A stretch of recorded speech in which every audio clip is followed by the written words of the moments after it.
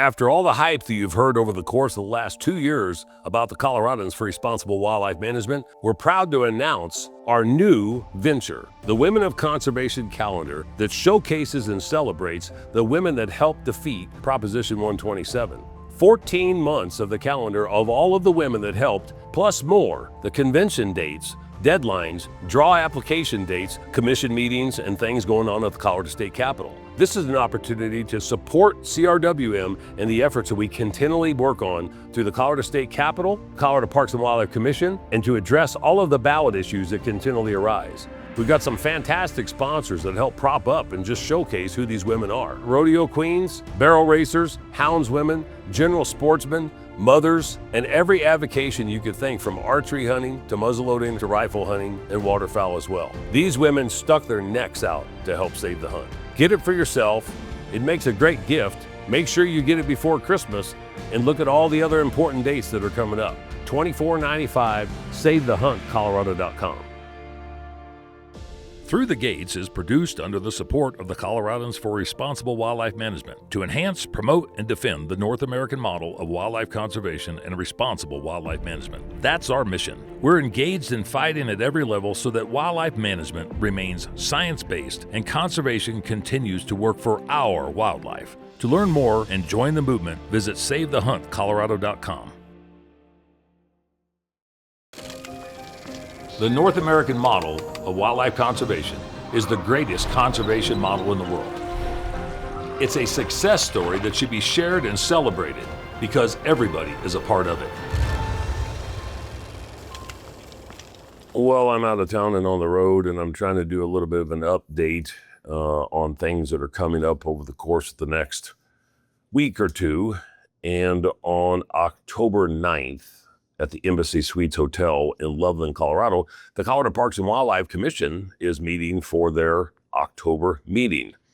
It's kind of interesting to think that not too long ago, the commission was more in line with the utilization and the duties of what the agency had to deal with during the months of September, October, and November. And they actually used to not schedule any meetings during October because of the strain that it put on the agency and the management side, but also considering the fact that there was a lot of sportsmen and women within the agency and the commission itself that went out and engaged in those sort of activities. But as you guys are well aware of, a lot of those things are not as important to some as what they used to be, and some of those things have been put on the back burner. So they'll just have meetings whenever they need to have meetings for whatever reason they need to have them. And while this particular meeting that they've got has agenda items, it's not a 2-day meeting, it's a 1-day meeting. But it's worth paying attention to see how some of these things have laid out over the course of the last, I'll say, year and a half or 2 years. And what I would encourage people to do is get on the YouTube page and watch the meeting. You can watch it in progress, or you can watch it afterwards.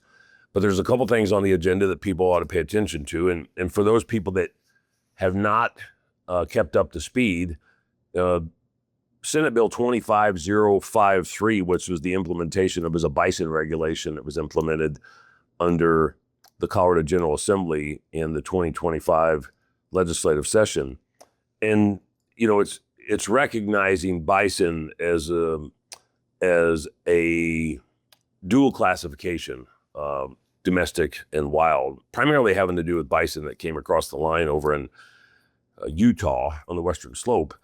And there was individuals that were concerned about the management or the lack thereof of that specific species. So Colorado Parks and Wildlife has the duties to do what they need to do as far as implementation, a management plan that allows for management of the bison, and also acknowledges the dual classification purpose of the domestic side, which is a big agricultural part of our industry in the state of Colorado. There's a lot of bison ranchers, and it would be worthwhile for people to pay attention to that specific agenda item and just listen to the conversation. Even if you're not really interested in the topic itself, listen to how these individuals discuss some of these things and how much emphasis is put on things about rewilding and biodiversity and ecosystems when,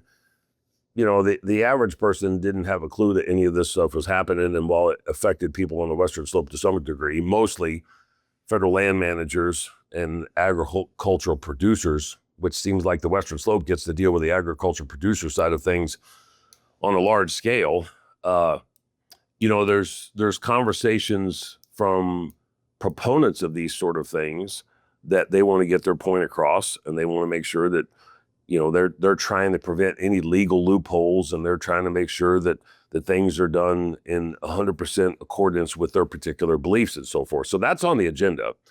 One of the other agenda items is there's final review of regulations allowing producers to act under the direction of a licensed veterinarian to receive reimbursements for labor expenses for the treatment of livestock and livestock guard and herding animals injured by gray wolves.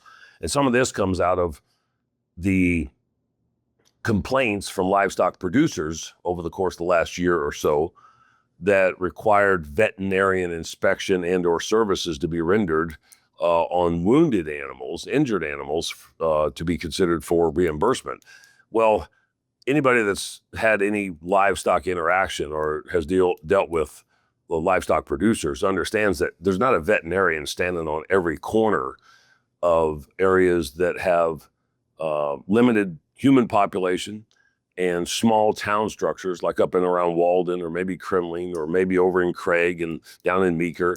And so there's going to be variances made to that specific regulation that was created to allow those producers, under the supervision or at least the guidance and direction of a veterinarian, to be reimbursed for their labor expenses pertaining to the care and the stewardship of their livestock if they were so unfortunate to have livestock depredation issues or attacks when it came to wolves. I'm not so sure why they're not doing it when it comes to lions and bears and all the other critters that could create havoc or damage. But in any event, that's part of the wolf compensation plan that will be discussed as well. And it's worth anybody's notion to be able to pay attention to that sort of conversation on the 9th in conjunction with some of the other issues. One thing, too, it's worth mentioning is, we're in the middle still of a fur bearer working group and a beaver statewide management working group, both of which are still being dealt with as we speak, with recommendations to be given to the agency and then eventually to the commission on how to move forward and how to address some of these issues that have been brought up. The sportsman community doesn't feel like they're concerns, they're issues from proponents of these activities that they despise about managing and harvesting fur-bearing animals and beavers. We don't feel that there's an issue because we've been doing the same thing that Colorado Parks and Wildlife has given us the guidance, leadership, and direction and the science over the course of the last 60 or 80 years to be able to pursue. But in any event, those things are still in the process, but some of the individuals from the Project Coyote, or maybe it's the Cats Aren't Trophies guys, or maybe it's Center for Biological Diversity, they filed a petition on the day that the first meeting was to happen back in June or July for the fur bearer working group, and they wanted to end the commercial sales of fur bearers. Now, for anybody that understands the process, once a petition is filed, then that petition can be heard by the commission. However, in this particular circumstance and situation, the petition was filed on the first day that the working group actually came together to try to work out recommendations and see if there was a need towards some sort of reform. And look, I've been doing this for the better part of the last 45 years, and I can tell you the reform that's happened in the past has been done so primarily by sportsmen and women and ag producers and hunters and trappers and so forth, because we know that the management of those 17 species has been in accordance with the North American model of wildlife conservation and science-based wildlife management. Now, the proponents of these prohibitions or restrictions will disagree with what I just said. But every time I open my mouth, they disagree with what I say. And I would emphasize the fact that while their interpretation of different things is, from their perspective, the right way, because they always talk about, killing in unlimited numbers and seasons that are not in alliance with science and that what they classify the same old word about ecosystems and biodiversity. I think the thing that irritates me the most about this is that they wanted the petition that they initiated to be heard at this upcoming commission meeting on October 9th without a completion of either one of the fur bearer or the beaver management working groups. We argued that not only was that a lack of due process, it was a complete disregard for the process that has been given to those particular individuals on that side. Now, people would call them advocates, who I refer to them as reformers. Advocates are just like sportsmen and women. Now, those individuals might advocate for one thing or another, but for them to say that they're advocates and we're like consumptive users, we're all advocates to some degree, just depending on our own particular circumstances. But my biggest problem with this particular issue is that they are attempting to circumvent what they agreed to sit down at the table and actually have the individuals come forward and have a open dialogue and discussion over a period of time with a third-party facilitator, including Colorado Parks and Wildlife, and the sportsmen and women and ag groups, and the reformers, call themselves advocates, but we call them reformers, on the other side of the spectrum. We've done that. We gave our recommendations. We are going to meet again the first part of November, and they're strategizing for this upcoming meeting on October 9th to, as they say, comment on items that we want on the next agenda. We want on the next agenda. And they talk about trapping hunting seasons that start in November 1st.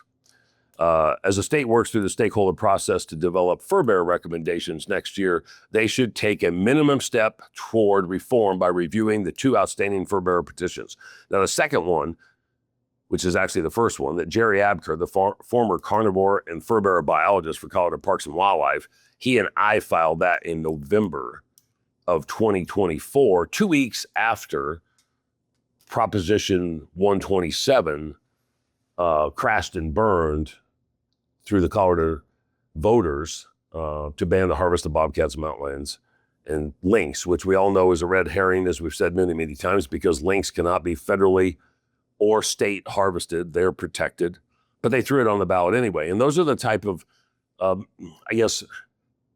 missteps or miscommunications that we have, because there's never the full truth when these individuals speak, and there's never the full truth when they talk about how they're trying to get their people to act. And I'll say, and I'm reading off of Mark Searles' notice. Mark Searles is with Project Coyote, and he also sits on the working group.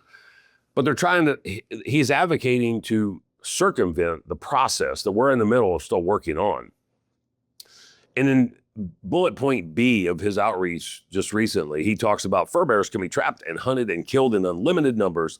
There is no scientific justification for this policy. He also mentions these species can also be killed only for the fur, and that the fur can then be sold. This means the main driving force of how many wild beavers, bobcats, and foxes is not science, but commercial markets. Markets for wildlife had driven historic mass extinctions, and perpetrating them is unacceptable. Well, this is not the days of the 1820s, and the highly regulated, abundant resource of 17 fur bearers in the state of Colorado is actually what we have now is probably more than what we've had in any time in the last 70 years. And I'm 62 years old, so I know there's more than any time that we've had in my lifetime. And I've been harvesting fur bearers for the better part of that entire time. He also mentions that they want to urge commissioners to review and support their petition to end the commercial sales of wild fur bearers. What they fail to emphasize is, what is the definition of the take of wild fur bearers?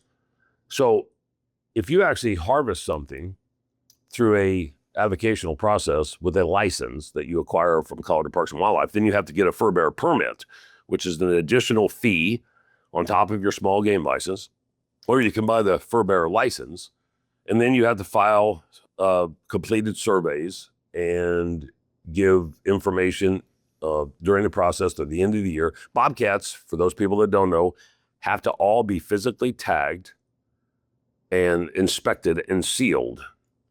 No other species requires that at this point in time. However, the petition that Jerry Abker and I filed in November, the first petition that was never heard or talked about since then, even 6 months prior to the working groups being established, indicated that we would like to continue the bobcat side of things because of the Convention of International Trade in Endangered Species, which is CITES. That's the tag that goes on each cat.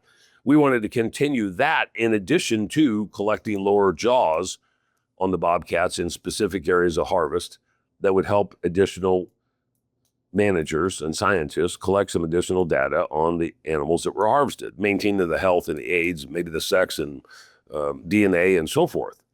Well, we additionally wanted Swift Fox to have a tag or a seal required, just like on the bobcats, not a CITES permit, but a state permit. And the same on the beaver side, where beavers have become such a convoluted conversation on so many different levels. And I mention that because the beaver statewide management working group has got roughly 70 or 80 different stakeholders sitting in that. That's more than what we had on bighorn sheep and mountain lions and everything, maybe even combined. But regardless, we wanted to make sure that beavers were also physically inspected and tagged and sealed, not with a CITES permit, but with a state permit for a better collection of information and data that Colorado Parks and Wildlife could use. Because beavers, as you well know, have to live in and around water, and it's not like water is just spread out across the eastern plains or throughout the mountains. It's in drainages and tributaries. And this would be an additional tool that Colorado Parks and Wildlife could address as far as the harvest to see if there was any concerns about a potential overharvest, which we know that there's not in any way, shape, or form, and primarily because we don't have a tool in the toolbox after 1996 and Amendment 14, which essentially banned the utilization of foothold traps, body gripping devices, and cable restraint devices for avocational purposes at all on public or private land. The tools out of the toolbox have been taken away, and so we're not ever going to get into a location that we have extirpation through avocational harvest. We're not going to get into a level where we have extrication on the damage side of things when it comes into livestock protection or human health and safety or protection of private property or irrigation or water rights or whatever. We're not going to get into that. And there's no way, shape, or form that we could. And these guys are putting up these false claims like they need to end commercial sales and the commercial sales of all fur bearers because we are going to extirpate them. It needs to be mentioned that on this particular outreach that Mr. Searles with the Project Coyote alludes to, he says, please note this petition does not impact commerce for products brought into the state, which would take state legislation. It also exempts hand-tied flies and felted hats made within the state. It would have no impact on fur farms, which would also take legislative action or action through the Department of Agriculture. And then he mentions additional comments on fur bearers that you feel passionate about. We want to up the pressure on the commission to hear the petition. The part of the problem that's really that you just look, the complete disregard for process and procedure is they want to keep beating their drum on something that has not worked through the process and procedures, that is not allowed to be completed through the recommendations of the stakeholder groups. They just want to turn around and take up the commission's time, waste more time and energy on a one-day meeting to talk about things that have been addressed on multiple levels last year through Ordinance 308 at the City and County of Denver, where the fur ban itself was shot down 57 to 43%. And also remind them, we need to remind them that Proposition 127 was shot down by a margin of 55 to 45 on a statewide ballot. I think we lost only 6 entire counties out of 54. That's 64. That's 58 counties that we won. And what's funny is if you listen to these people about the will of the voter, the will of the people, well, they want to say that on the Wolf deal, but they don't want to acknowledge it on anything else that they ended up losing on. Both handily lost. So what I would ask people is to pay particular attention, because the misnomers and the contradictions and the misinformation that they put out, I'm wondering just how far this is going to go, because if you think that this is the last straw, I think you have surprises coming down come January through May of next year. What we're anticipating is that the recommendations from the working group to the agency and the third-party facilitator, and then back to the commission, will then step up and prove that science will prevail and make sure that people are getting their voices heard through the proper processes, but also to understand that just because you want something sooner than later doesn't mean you're actually able to get it. And if you're not willing to let the process go through the appropriate channels, then why do we waste the time of all the individuals, whether it's the agency, whether it's the taxpayer, whether it's the administrators or the legislators? Why do we waste the time on any of them if we're not going to allow these things to continually move forward and take the proper process and procedures that they need to? So that's kind of a short update. Like I say, it's at the Embassy Suites Hotel, Loveland, Colorado, October 9th. You can listen on YouTube. You can also turn around and watch it afterwards. A lot of things going on. If you want to listen to what the first gentleman, Marlon Reese, is having on October 21st, you could check out his Facebook page at the Governor's Mansion, the Southern Plains Land Trust, the Prairie Dog Coalition, and the Humane World for Animals, HSUS, will once again be discussing prairie dogs. And as you have been made aware of in the past, they've already been discussing beavers and predators and fur bearers and all the other lions and tigers and bears. Oh my, it's interesting that First Gentleman Marlon Reese thinks that that's the best format to be able to deal with when he's got a pretty much well-appointed governor, well-appointed commission that is handling these issues with Colorado Parks and Wildlife. But they need to keep the pressure on, as Mr. Searle says, and make sure that everybody gets a chance to voice their opinions, and then take that information to the commission, and hopefully the commission then changes it and forces Colorado Parks and Wildlife to do something that is strictly outside of the science-based management side of it, and just goes by the court of public opinion, or from leadership of administrative officials or non-elected officials like Mr. Reese. So that being said, I think shortly after next week, we will end up doing a update of how that meeting went. And we will continue to update you on the progress of the fur bear and the beaver working group. In the meantime, subscribe, follow, share, comment, give us your feedback. We're on the road right now. We're in Nevada. We had a couple of meetings, met with the chair of the Nevada Game and Fish Commission yesterday, Mr. Shane Rogers, and I'm going to do a little bit of an update with him down the road. But hope you guys are getting out and enjoying the hunting season. Hope you get a chance to enjoy your time out of politics, but keep in mind that politics is first and foremost on our boat right now, because these particular individuals have about 14 months left, January 12th, 2027, and they are gone. And between now and then, they're going to do everything they can possibly do to disrupt and erode and degrade science-based wildlife management, hunting, angling, and trapping, and the North American model of wildlife conservation. So until then, follow us, help us keep the message strong, and aim small, miss small. If you want to support a company that supported the efforts to defeat Proposition 127, then you need to support Davis Tent. Davis Tent has provided quality canvas goods for outdoorsmen for the last 50 plus years. For more information, go to davistent.com. If you want to support another business that was instrumental in helping us defeat Proposition 127, check out Salida Gun Shop. Salida Gun Shop in Salida, Colorado provides quality products, expertise, and knowledge from individuals that actually do what they sell. Go to SalidaGunshop.com. Listen to the advice of Cameron Haynes and support companies that are supporting your cause and your efforts. Minturn Anglers is one of those companies. Minturn Anglers provides product and fishing excursions in Colorado and are second to none. For more information, go to MinturnAnglers.com. Thanks for joining us for this episode of Through the Gates. For more content like this, make sure that you like, follow, and subscribe on all of our channels.